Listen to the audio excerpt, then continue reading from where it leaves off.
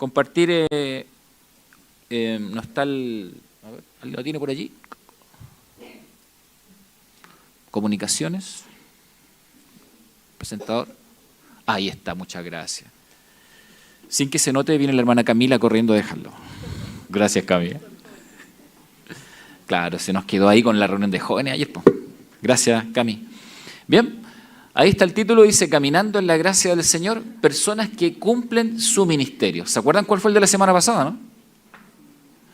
Qué significativo pensé que había sido para ustedes como lo había sido para mí. Bueno, ok, después va a aparecer ahí, dejémoslo ahí mejor. Ok, personas que cumplen su ministerio. Vamos a analizar qué significa esto en nuestras vidas y qué significa para quienes participamos de la vida de la iglesia. Y simplemente vuelvo a mencionar algunos elementos que son relevantes para que sepamos todos dónde estamos. Hemos hablado de caminar en la gracia del Señor y, por supuesto, como he dicho en otras oportunidades, caminar en la gracia del Señor, es decir, ser conscientes de las bendiciones que hemos recibido, ser conscientes de la salvación, ser conscientes de las oportunidades que el Señor nos concede, exige que cada persona, en cada generación, en cada momento, en su tiempo, pueda entonces realizar las preguntas correctas. Pueda preguntar finalmente, Señor, ¿qué quieres de mí? Esa pregunta, ojalá nos la hiciéramos siempre, ¿no? Señor, ¿qué quieres de mí? ¿Qué quieres que haga, Señor? Dijo el apóstol Pablo. Y por supuesto esa pregunta tiene que estar impulsada por una reflexión que sea apropiada, correcta, pero particularmente tiene que tener como referencia, hemos dicho, el carácter de Dios y reconocer también qué es lo que Él ha hecho en nuestras vidas para que podamos caminar con Él. Si uno entiende eso, si uno entiende el carácter de Dios y entiende entonces lo que el Señor ha hecho para que podamos caminar con Él, entonces va a terminar sí o sí preguntándose qué es lo que Él pide de mí. Si yo no doy ese paso de comprensión, si no profundizo mi relación con Dios, si no estoy preocupado del carácter de Dios, si no estoy preocupado de lo que se desprende de ese carácter y lo que se desprende entonces en mi relación con Él, probablemente nunca me voy a hacer esta pregunta, no va a ser relevante. Es así como mucha gente pasa y a veces es parte de la vida de la iglesia, pero sin una mayor trascendencia personal. Y a veces me da la impresión que hay personas que tienen tremendo potencial, que tienen dones de parte del Señor, que tienen excelentes características, pero que finalmente nunca comprenden por qué están y para qué están en la vida de la iglesia. Y me parece que eso es parte vital respecto de lo que significa nuestro desarrollo personal y nuestro crecimiento, nuestra madurez espiritual. De lo contrario, uno puede pasar toda la vida con dudas y con incertidumbre respecto de lo que el Señor quiere. Y sinceramente, queridos hermanos y hermanas, no creo que el Señor quiera eso. No creo que sea voluntad de Él que nosotros permanezcamos en algún tipo de ignorancia respecto de lo que significa servirle a Él. Eso es lo que hemos dialogado hasta ahora, ¿no? Al menos algunos de los temas. Respondiendo a su misericordia, avanzando por la senda recta, viviendo en sus planes y proyectos, colaboradores de oro, poder que sobreabunda, padres que dejan herencia, personas que dejan huella. Esa fue la semana pasada. ¿Ahora sí? Gracias, ¿ah? Gracias. Veo que no dejó mucha huella la predicación, pero bueno. Personas que cumplen su ministerio, esa es hoy. ¿Bien? Y voy a leer este pasaje que está en 2 de Timoteo, capítulo 4, versículo 1 al 8. Lo he leído en el contexto de otras predicaciones y no voy a analizarlo en términos completos, sino más bien me voy a remitir a un concepto que ahí está. En las siguientes semanas, algunas otras personas que también van a compartir la palabra van a hablar de algún concepto que está relacionado con esto. ¿Bien? Allí el apóstol Pablo le escribe a Timoteo, un joven que está asumiendo la enorme responsabilidad de reemplazarlo a él. Si usted cree que es difícil reemplazar a alguien, tendría que ver en la historia, por ejemplo, cuando a Josué le toca reemplazar a Moisés, ¿sí? O cuando a Timoteo le toca reemplazar a Pablo. Claro, finalmente es Timoteo quien termina de pastor, por ejemplo, en Éfeso y en otros lugares donde Pablo había plantado la iglesia. Imagínense ustedes que el que me va a pedir cuentas por la iglesia que él plantó es el apóstol Pablo. ¿Cómo estarían ustedes? Yo estaría nervioso, ¿cierto? Estaría un poco nervioso, además de su carácter, no era a veces muy agradable, ¿no? Por lo que sabemos del texto bíblico, era encarador, ¿cierto? Y decía, bueno, el Señor ha hecho algo y era muy exigente en todo sentido. De ese punto de vista, él dice lo siguiente: te encarezco, y aquí le dice el apóstol Pablo a Timoteo, te encarezco delante de Dios y del Señor Jesucristo, que juzgará a los vivos y a los muertos en su manifestación y en su reino. Esa introducción ya de por sí dice quién es Pablo. No estoy pidiendo esto, o no te estoy pidiendo el cuidado sobre la obra respecto de la responsabilidad frente a un pastor, no, esto es delante de Dios y del Señor Jesucristo, que juzgará a los vivos y a los muertos. ¿Qué les parece esta invitación al servicio? ¿Sí? No es tan agradable, parece, ¿no? Pero le dice que prediques la palabra, que instes a tiempo y fuera de tiempo, redarguye, reprende, exhorta con toda paciencia y doctrina, porque vendrá tiempo cuando no sufrirán la sana doctrina, sino que teniendo comezón de oír, se amontonarán maestros conforme a sus propias concupiscencias y apartarán de la verdad el oído y se volverán a las fábulas. Pero tú sé sobrio en todo, soporta las aflicciones, haz obra de evangelista, cumple tu ministerio. Cumple tu ministerio. Él usa una expresión imperativa. Aquí no es algo que tú puedas decidir o elegir. Cúmplelo. Y después agrega, porque se pone también como referencia de aquel que ha cumplido. Si tú crees que no se puede cumplir, sí se puede, dice él. Y agrega, porque yo ya estoy para ser sacrificado y el tiempo de mi partida está cercano. Le está entregando toda la herencia, ¿no? Aquí está el peso de la herencia. Y él dice, he peleado la buena batalla, he acabado la carrera, he guardado la fe. Por lo demás me está guardada la corona de justicia, la cual me dará el Señor, juez justo, en aquel día, y no solo a mí, sino también a todos los que aman su venida. Quédese con esta frase, cumple tu ministerio. En eso nos vamos a centrar ahora, cumple tu ministerio. Oremos al Señor.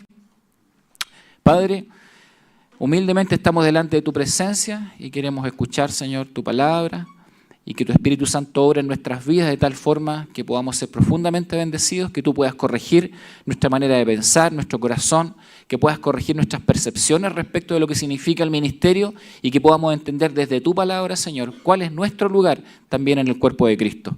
Gracias, Padre, por estar en esta mañana con nosotros y bendícenos de todas las formas que necesitamos en este momento. En el nombre de Cristo, nuestro Señor y Salvador. Amén. Bien, ahí está, el ministerio. Cumple tu ministerio. Vamos a mirarlo solamente desde 4 perspectivas. Hay muchas formas, pero nos vamos a concentrar en 4. La etimológica, la histórica, la bíblica y la práctica. Por lo tanto, esta predicación va a terminar a las 3 de la tarde. No, vamos con la etimológica primero. Cuando hablamos de la etimológica, ¿cierto? Hablamos de la raíz de la palabra, algunos conceptos, voy a ser obviamente simple en este sentido. Cumple tu ministerio. La palabra cumple en el griego significa algo seguro, alguien que está plenamente convencido de llevar una carga de un lugar a otro. El cumple, entonces, implicaba que la persona tenía conciencia de lo que estaba haciendo, pero al mismo tiempo de que era una carga que recibía. ¿Bien? Una carga que tenía que llevar de un punto a otro y tenía que, por tanto, asumir el esfuerzo que significaba, tenía que asumir el gravamen y tenía que asumir también el respectivo tributo. Así es que cumple era una expresión muy profunda, requería la conciencia plena de aquel que estaba entonces recibiendo ese mandato. Por tanto, nosotros también sabemos que es una expresión imperativa. En el griego, cuando se plantea esta expresión, y Pablo la dice, no la elige al azar, es una expresión muy concreta.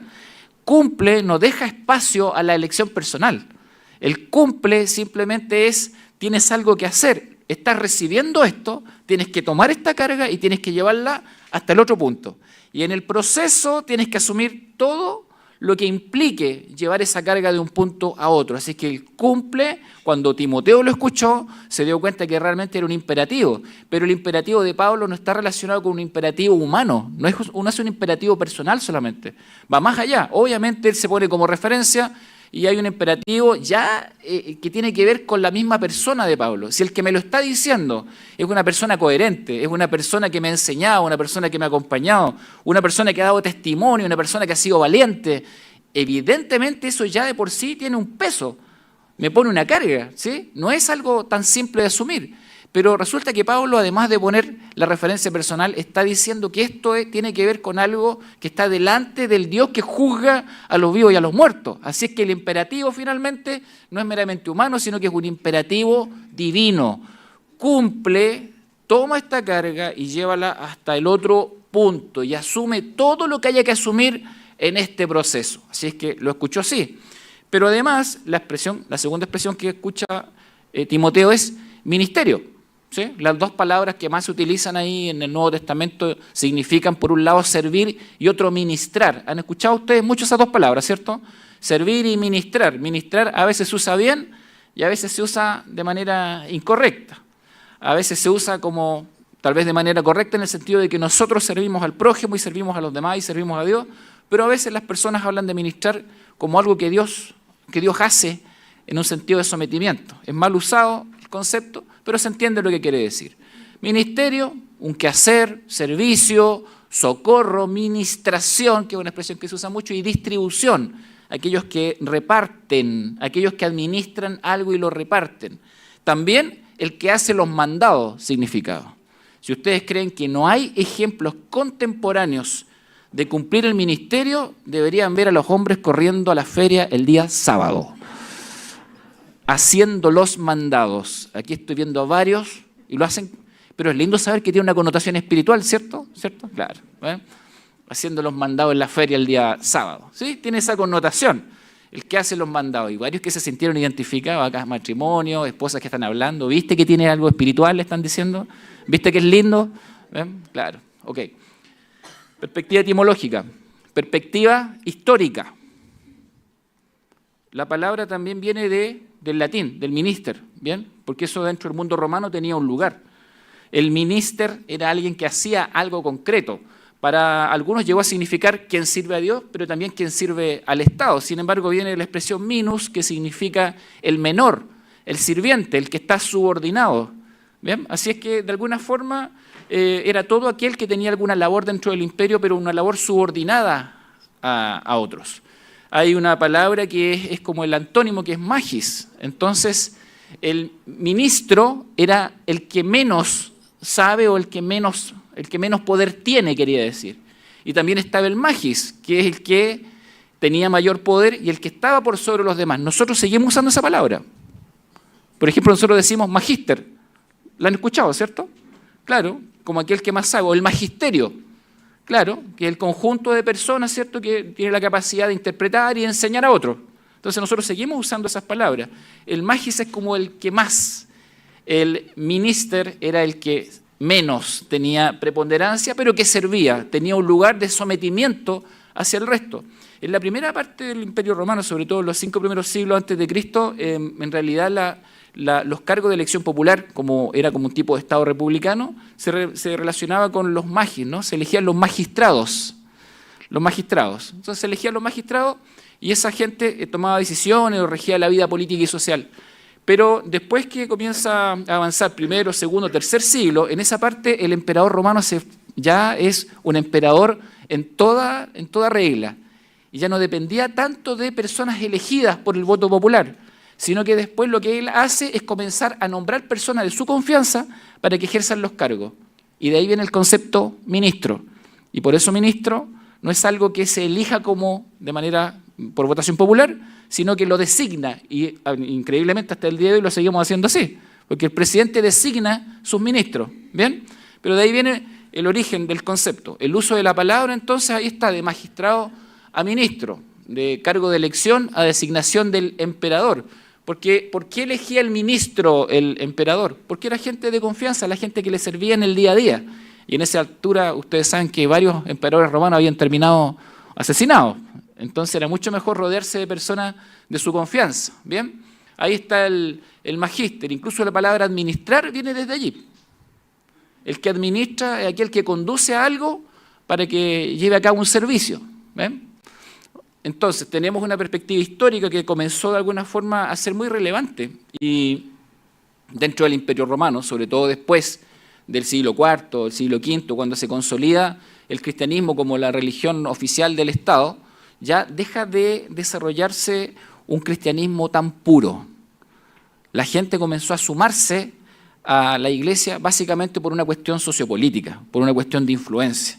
El concepto de la conversión comienza a perderse, ¿bien? Y se comienza a institucionalizar, y lo que era un cristianismo puro se comienza a transformar en una cuestión más bien religiosa y finalmente en una institución religiosa. Y eso generó algunas distorsiones. Surge lo que va a ser conocido como el clero, ¿sí? y se le llamaba el clero porque se consideraba que pertenecía a un tipo de herencia más bien relacionada con el Antiguo Testamento, por los levitas, que ellos decían que su herencia era Jehová.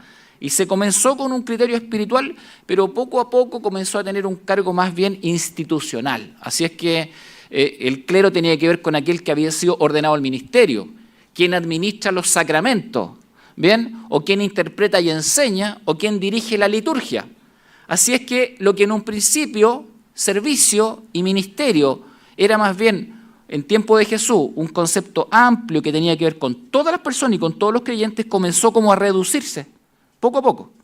Y esa reducción llevó a que finalmente se le llamara ministro a personas muy específicas. ¿Bien? Y dejó de ser el ministerio algo para todos. Terminó siendo para sacerdotes, para obispos y para diáconos, más bien para personas con un cargo específico dentro de la institución religiosa. Eusebio de Cesarea, desde el más o menos 400, por ahí, después de Cristo, escribió esto que yo lo compartí otras veces con usted y es relevante para poder entender lo que ocurre en la historia. 2 tipos de vidas fueron dadas a su iglesia por la ley de Cristo, decía él, ¿no?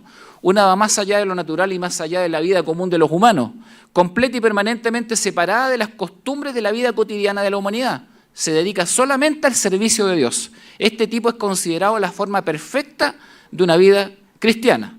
O sea, hay algunas personas que dedican su vida, según lo que planteaba él, al servicio de Dios. Y luego agregó, y la otra, más humilde, más humana, permite a los hombres tener mentes para la agricultura, para el comercio y otros asuntos seculares de interés, al igual que para la religión.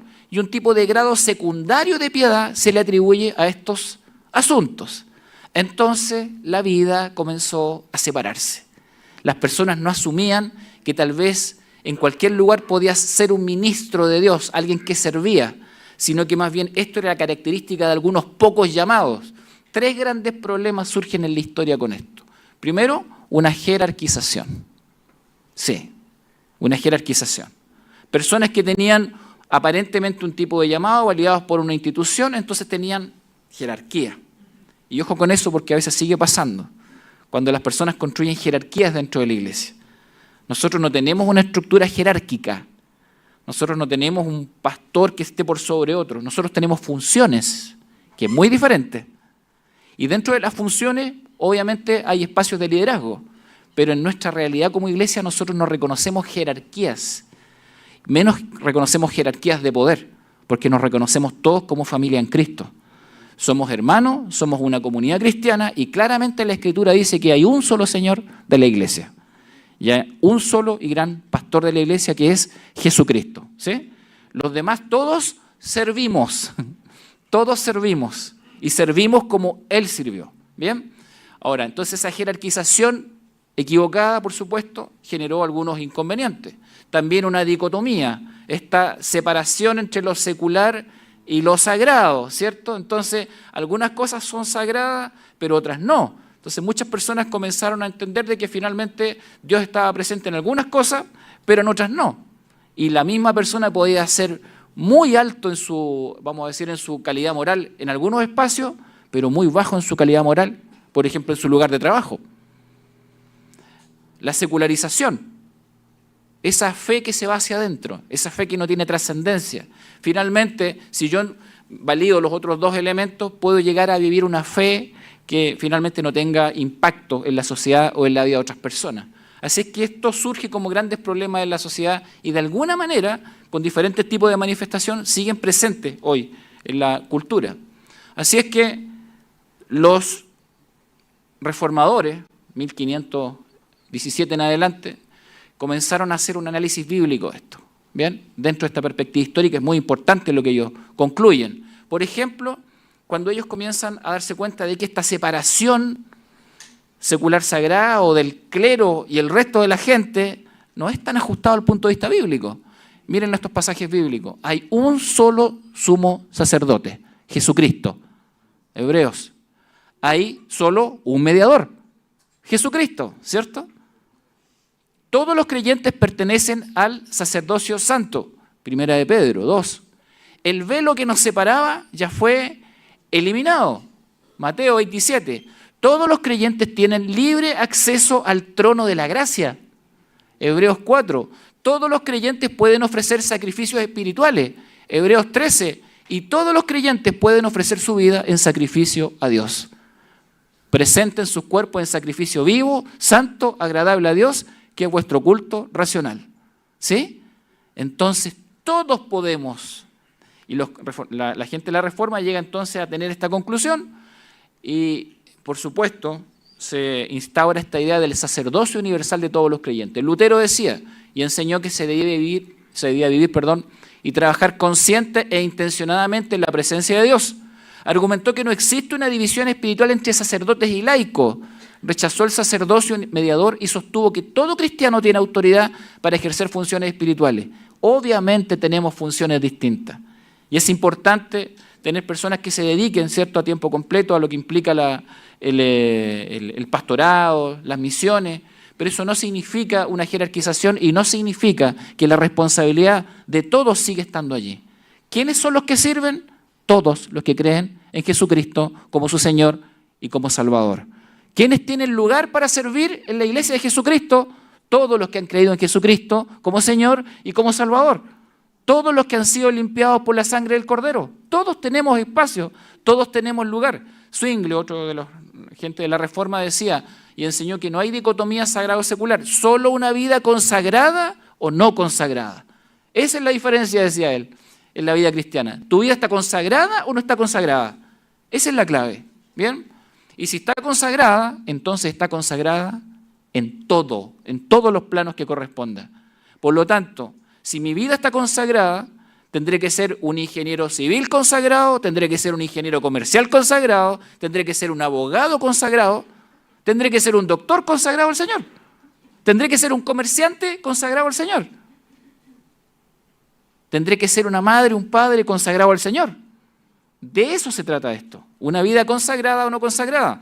Donde quiera que el ser humano esté, en cualquier cosa que haga y que aplique su mano o su mente, en agricultura, en comercio, en industria, en el mundo de las artes o la ciencia, en cualquier cosa que esté haciendo, él está constantemente parado delante del rostro de Dios. Está empleado en el servicio de Dios, tiene que obedecer estrictamente a Dios y por encima de todo tiene que apuntar a la gloria de Dios. Todo lo que hacemos es para gloria de Dios. Y todo lo que hagas, hazlo para gloria de Dios. ¿Hay algo que no esté delante de su presencia? ¿Hay algún aspecto de nuestra vida que esté ajeno a su vista? No hay absolutamente nada. Entonces, ¿qué le podemos negar a Dios en función entonces de la gloria que Él merece? Todo lo que hacemos y todo lo que somos, entonces está dispuesto delante de su presencia. Perspectiva bíblica, tercera parte. En aquellos días, dice el libro de los Hechos, como creciera el número de los discípulos, hubo murmuración de los griegos contra los hebreos de que las viudas de aquellos eran desatendidas en la distribución diaria. ¿Recuerdan ese evento? Uno de los primeros grandes conflictos internos de organización que tiene que revisar la iglesia y atender. Entonces los 12 convocaron a la multitud de los discípulos y dijeron, no es justo que nosotros dejemos la palabra de Dios para servir a las mesas. Buscad pues, hermanos, de entre vosotros a 7 varones de buen testimonio, llenos del Espíritu Santo y de sabiduría, a quienes encarguemos de este trabajo. Y nosotros persistiremos en la oración y en el ministerio de la palabra. El asunto aquí es que mucha gente interpreta esto como un tipo de jerarquía. Y el texto no está hablando de jerarquía. El texto bíblico no está diciendo finalmente que una cosa sea más importante que la otra. Está diciendo que tienen que hacerlo personas diferentes y que tienen que dedicarse a esas funciones. Pero también nos está diciendo que ambas funciones son totalmente espirituales. De hecho, para servir a las mesas, los requisitos son varones de buen testimonio, llenos del Espíritu Santo y llenos de sabiduría. ¿Qué le parece? Esos son los requisitos. Entonces, ¿es menos espiritual servir a las mesas? Desde el punto de vista bíblico no lo es. Solamente están separando funciones porque se requiere gente que se dedique a una cosa y a otra para hacer bien ambas. Y entonces los apóstoles dicen, no es correcto, no es justo que dejemos la palabra de Dios para servir a las mesas, no porque una cosa sea más importante en sí que la otra, sino más bien porque cada una de ellas requiere una atención especial. Y para ambas se requieren personas de buen testimonio, llenas del Espíritu Santo y de sabiduría. Perspectiva bíblica. Nosotros persistiremos en la oración y en el ministerio de la palabra. Perspectiva bíblica. Pablo despidiéndose de la iglesia. Desde Mileto, Pablo mandó llamar a los líderes religiosos, dice esta versión la NTV. Se refiere a las personas que servían en la iglesia. A ellos se refiere. Cuando Pablo se iba, ya de vuelta hacia Jerusalén, les pide que lo vengan a visitar para tener un espacio casi como si fuese un retiro espiritual de despedida. Bien, y para darle algunas instrucciones a toda la gente que le había acompañado en el ministerio que venía de Éfeso. Cuando llegaron, Pablo les dice lo siguiente: tengan cuidado de sí mismos, tengan cuidado ustedes mismos. Qué interesante comenzar diciendo eso, ¿no? Pudiendo decir tanta cosa, tengan cuidado con los desafíos, la sociedad, los problemas. No, lo primero es tengan cuidado de ustedes mismos. Tengan cuidado de sí mismos y de todo el rebaño, sobre el cual el Espíritu Santo los ha puesto como obispos para pastorear la iglesia de Dios, que Él adquirió con su propia sangre. Ese pasaje es maravilloso. Está diciendo a quién le pertenece la iglesia, está diciendo cómo compró la iglesia y está diciendo que tenemos oficio, que tenemos servicio y trabajo que hacer porque Él así lo ha querido. Así es que tengan cuidado de ustedes mismos y del rebaño. ¿Por qué? Él dice: sé que después de mi partida entrarán en medio de ustedes lobos feroces que procurarán acabar con el rebaño. Aún de entre ustedes mismos se levantarán algunos que enseñarán falsedades para arrastrar a los discípulos que los sigan. Así que estén alerta.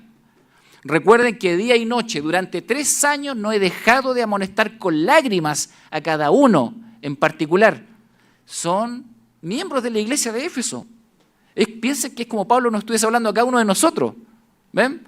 Y les está diciendo: asuman personalmente la responsabilidad de servir en la iglesia del Señor. Aquí están las 3 palabras que ocupa él. Presbítero, la han escuchado, ¿cierto? La palabra presbítero, que significa alguien mayor, experimentado, maduro, o como diría nuestro hermano Sergio Fuente, adulto mayor. ¿Cómo sería, hermano? Está complicado con la definición, Sergio, ¿eh? Sí. Mayor, experimentado, maduro o sabio. Claro, tomado de la tradición judía. ¿Sí? Ustedes tienen que ser esta persona. También, cuando agrega la expresión obispos, quiere decir alguien que supervisa. Hay otra versión que la traduce como alguien que es guardián. Y estaba tomado del mundo sociopolítico romano. Alguien que cuida, alguien que supervisa, alguien que está atento.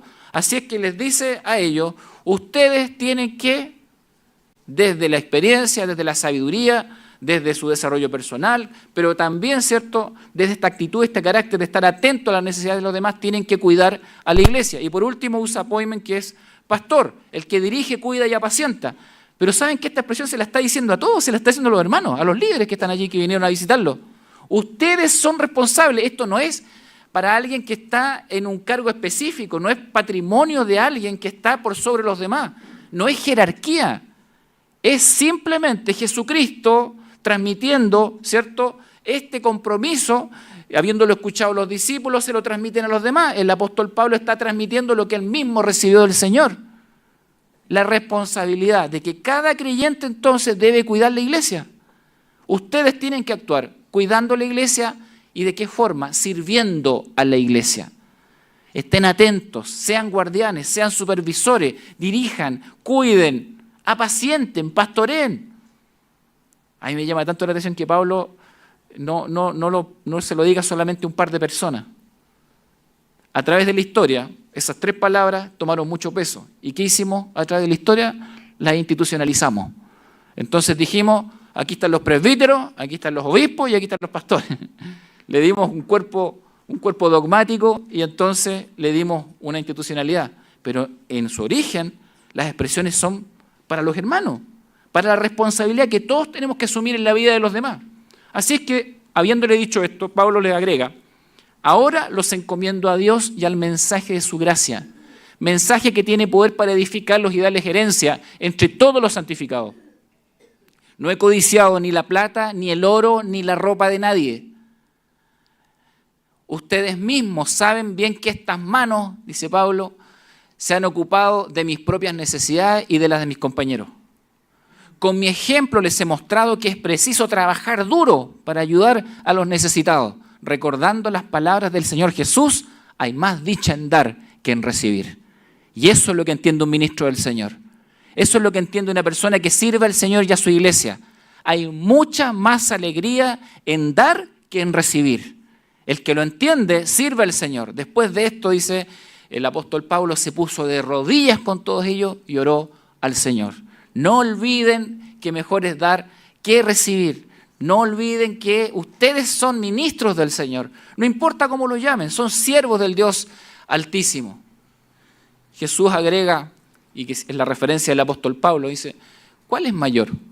¿El que se sienta a la mesa o el que sirve? La expresión en griego no es sentarse a la mesa, no es como la mesa donde nos sentábamos nosotros. En el mundo judío eran mesas bajitas. Era aquel como que se recostaba, quiere decir, el que se recuesta en la mesa. Podríamos usarlo así como el que se sienta en el sillón, ¿no? Claro, una cosa así puede ser. ¿Quién es mayor? ¿El que está sentado en el sillón o el que viene a servir? ¿Ven? No es el que se sienta a la mesa socialmente, es la expresión de Jesús. Para el resto de la gente, socialmente, ese es el mayor porque los demás le sirven. Sin embargo, Jesús dice, mas yo estoy entre vosotros como el que sirve. Yo estoy entre ustedes como el que sirve. Ministerio no es poder. No es poder. A mucha gente le gusta esto, pero el ministerio no es poder. El ministerio no es una posición jerárquica. El ministerio no es un medio de vida.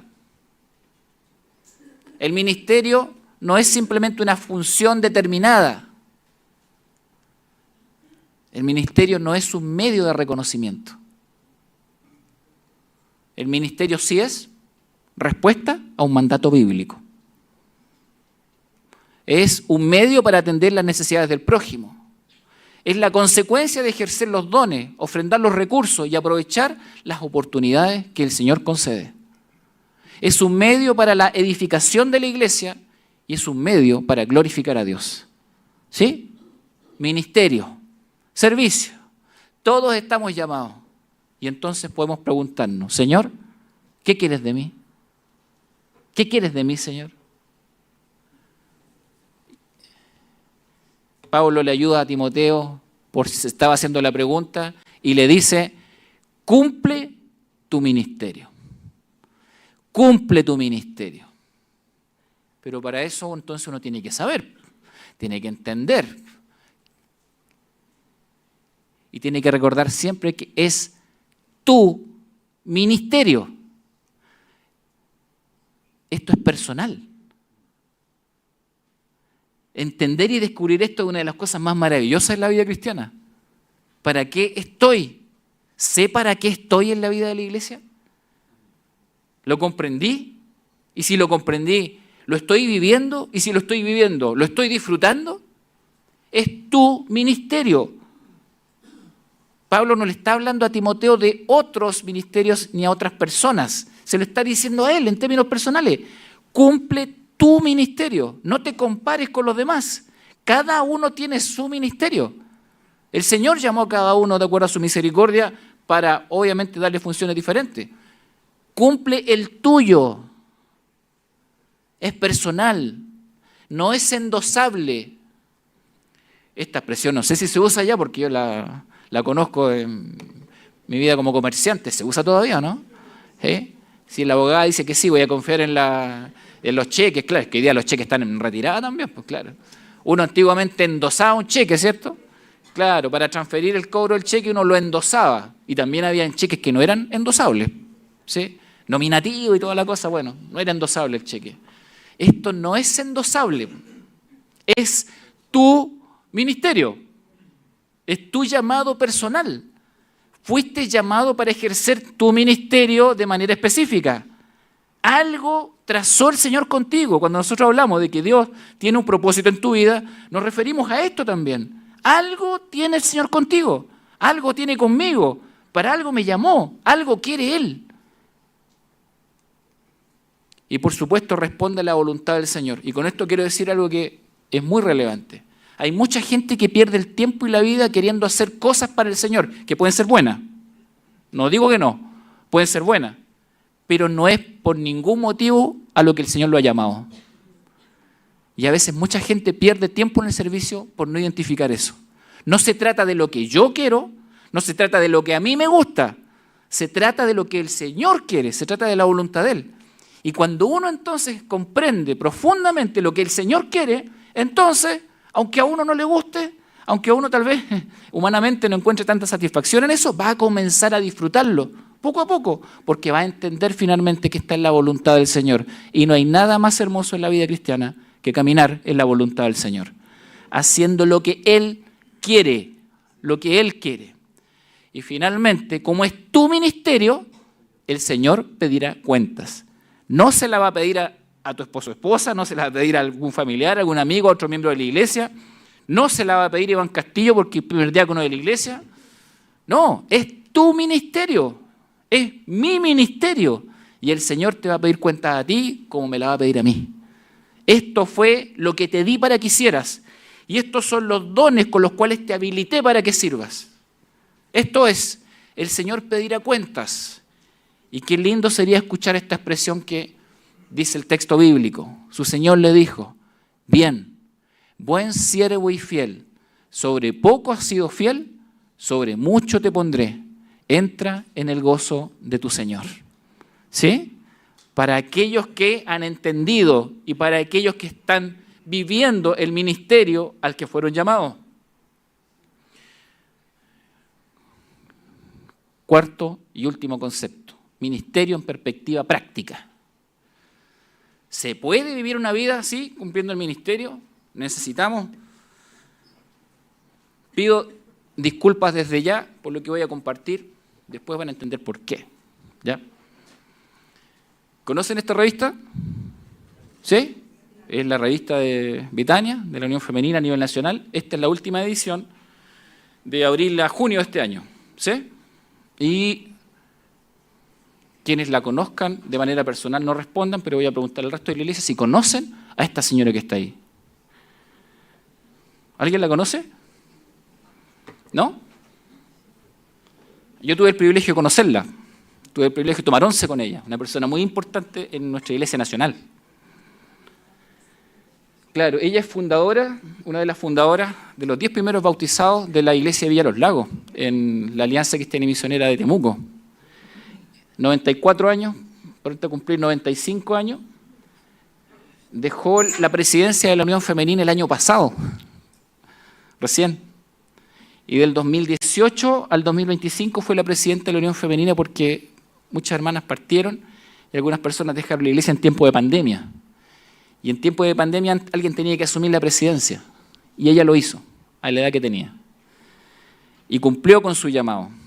Y cumplió con su ministerio. Ahí está nuestra querida hermana María Saavedra Rivera, madre de nuestro hermano Iván Castillo. ¿Sí? Sí. Y suegra de Adriana. Claro que sí. Y abuelita de... Claro, y bisabuela de... Ahí está nuestra hermana María Saavedra Rivera. Cuando les digo que el ministerio se puede cumplir, ni siquiera estoy pensando en mí mismo o en algún otro, estoy pensando en hermanos que han marcado la historia de nuestra iglesia y que estoy seguro que el Señor tiene reservada esa frase para ella. Buena sierva y fiel. Sobre poco has sido fiel, sobre mucho te pondré.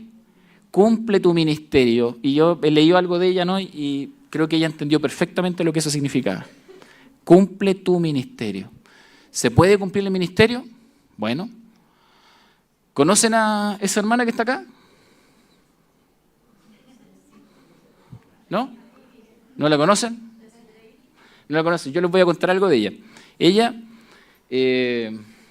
llegó a conocer al Señor ya el año 90 y tantos, por ahí, y el templo donde ella participaba era primero un espacio, era como un galpón nomás, un lugar donde se juntaban, había sido una mecánica, un lugar de mecánica, entonces el portón de lata, el baño estaba metido adentro, tapaban con nylon las cosas, era un espacio muy, muy incómodo y con mucha necesidad y muchas carencias.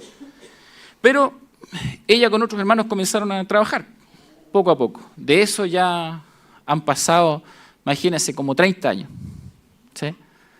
Y más, 40 años ya han pasado casi, 30 y tanto. Y entonces ella comenzó a trabajar semana a semana, y todos los fines de semana hacía alguna cosita. Entonces hacía pancitos dulces, empanadas, y aportaba un poquito para construir un templo.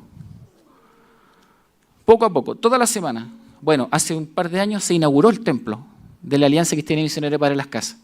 Y a la hermana le hicieron un reconocimiento por el aporte que de manera sistemática y perseverante hizo durante todo ese tiempo en el paso de los años.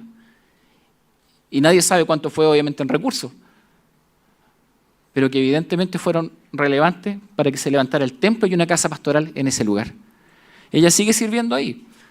La semana pasada se encontró con una señora que iba pasando por fuera con un perrito y ella le habló y le dijo, así que nos viene a visitar. Y la señora se sorprendió porque iba pasando por ahí nomás. Así que nos viene a visitar. Le dice, perdón, le dice, sí, le dice, nos viene a visitar. Aquí está la iglesia, el Señor puede pasar a escuchar la palabra y estaba para afuera invitando a la gente. Y la señora entró. Y ahora quedó de ir a la iglesia. ¿Ven? Bueno, ella se llama Irene Cariaga y es mi mamá. ¿Ven? Por eso pedí perdón por la autorreferencia. Es mi mamá. Y yo sé que ella escuchó, cumple tu ministerio. Esto es algo tan significativo, porque la gente que cumple el ministerio nos marca la vida a nosotros, nos enseña, nos educa, nos muestra un camino, un norte.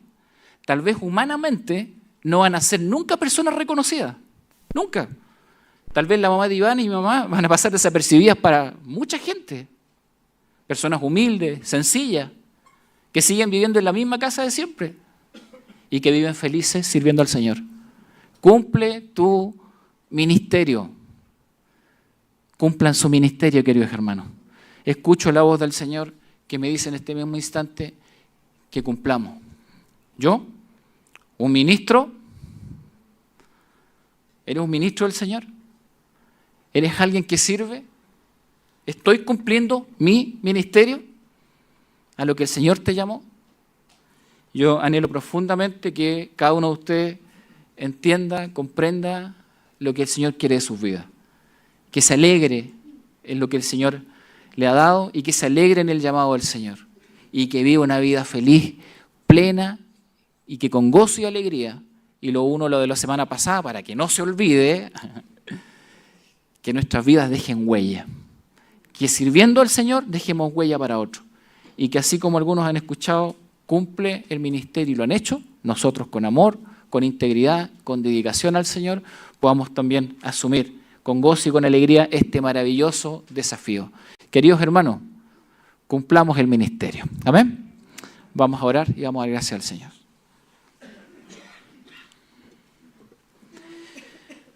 Estamos en tu presencia, Señor amado. Te damos gracias, Padre, por tu palabra que nos alienta. Te damos gracias, Señor amado, por la historia que también nos ayuda a comprender, Señor amado, cómo hemos llegado al tiempo de hoy. Pero sobre todo damos gracias, Señor amado, por tu Espíritu Santo que nos permite comprender e integrar el conocimiento y entenderlo, Señor amado, desde tu buena voluntad hacia nuestras vidas. Gracias por los ejemplos que podemos tener aquí. Seguramente mis hermanos y hermanas tendrían muchos ejemplos que compartir, Señor, en esta hora. Yo te ruego, Señor, en el nombre de Jesús, que tú sigas levantando personas a través de la historia que cumplan el ministerio, Señor. Gracias por quienes lo han cumplido. Gracias por quienes han enseñado a otros a cumplirlo. Gracias por aquellos que han mostrado perseverancia, amor, gratitud, Señor amado. Gracias por aquellos que en medio de las necesidades no han visto, Señor amado, las carencias, sino que han visto el poder de tu Espíritu Santo obrando en sus vidas. Gracias por aquellos que han confiado en tu palabra. Gracias por aquellos que han confiado en tu poder. Gracias a aquellos, Señor, que han decidido caminar en la gracia tuya y así, Padre, cumplir el ministerio al que los has llamado. Gracias, Señor. Todos nosotros estamos aquí presentes delante de ti en esta hora para honrarte y glorificarte. Habla nuestras vidas y guíanos con tu presencia para que todos podamos escuchar tus palabras en nuestros oídos el día que estemos en tu presencia. Bien, buen siervo y fiel. Sobre poco has sido fiel, sobre mucho te pondré. Entra en el gozo de tu Señor. Gracias, Señor. Estamos delante de tu presencia en el nombre de Cristo, nuestro Señor y Salvador. Amén. Amén. Les pido que se pongan en pie, por favor, vamos a cantar una alabanza.